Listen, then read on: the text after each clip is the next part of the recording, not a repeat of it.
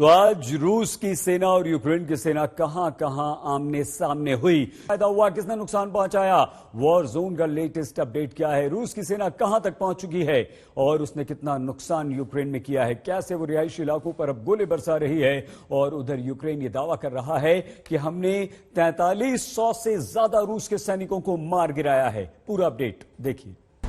युद्ध का एक और मोर्चा, यूक्रेन का खार्किव। रूस की सेना के साथ आमने सामने की लड़ाई, एक के बाद एक यूक्रेन को अपना मोर्चा गंवाना पड़ रहा है। खार्किव में रूसी सेना घुस चुकी है और एक और मोर्चा जीत के दायरे में आता दिख रहा है।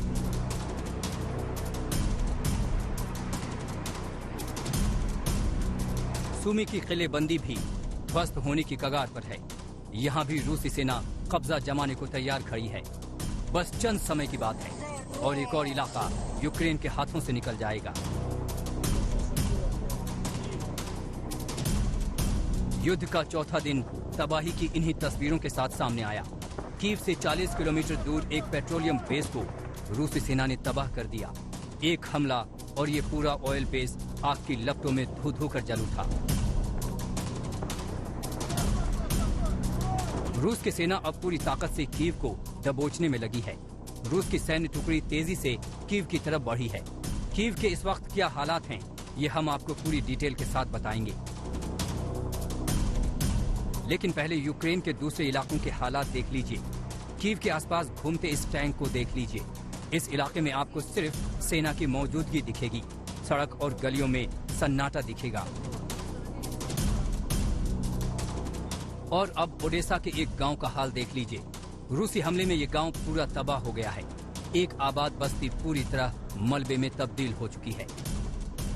और अब एक बार फिर से कीव का हाल देख लीजिए।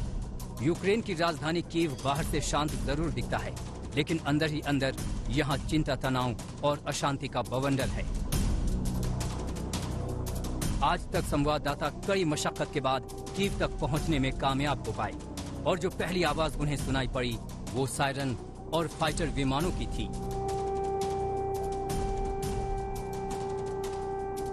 बहुत जोर का धड़ाम से धमाका हुआ था और धरती हिली। ये संभवतः यहाँ से महज कुछ 100 मीटर, कुछ किलोमीटर की दूरी पर ये ऐसा हुआ होगा, क्योंकि एलेक्स जो हमारे सहयोगी यहाँ पर है जिनसे हम बात कर रहे हैं, वो लगातार अपने दोस्तों के संपर्क में है और वो हमें कह रहे हैं कि अभी रेलवे स्टेशन से मत निकलना, अभी कर्फ्यू है और जब निकलना तो एक रास्ता जो शहर के बीचों बीच जाता है उस रास्ते पर मत आना, क्योंकि वहां गोलीबारी चल रही है। तो रियल टाइम इस समय जैसे जब आप और मैं बात कर रहे हैं तो शहर की गलियों में, राजधानी कीव की गलियों में ये पिच्ड बैटल्स इस समय चल रही हैं।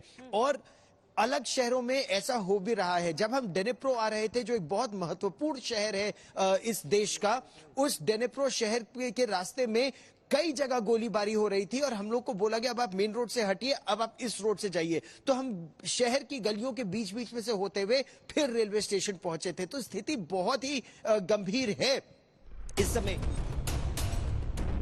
ये कीव की हालत है जहां रूसी सेना का कभी भी कब्जा हो सकता है। यूक्रेन के दूसरे हिस्सों का भी हाल देख लीजिए। खबर है कि रूसी सेना कीव से 4 किलोमीटर दूर तक पहुंच चुकी है। मेलिटोपोल पर भी रूसी सेना के कब्जे का दावा किया जा रहा है।